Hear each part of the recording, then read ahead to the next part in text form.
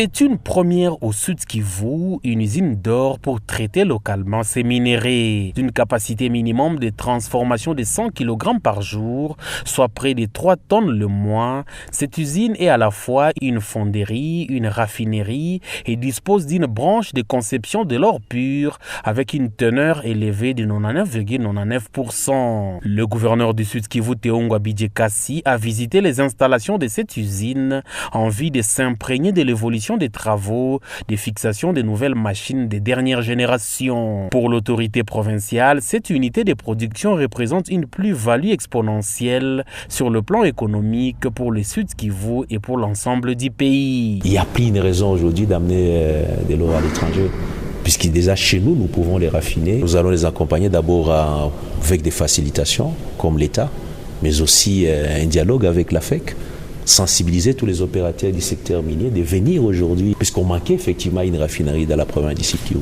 Il faut lutter contre la fraude. Donc nous prendrons toutes les dispositions nécessaires pour effectivement décourager les fraudeurs.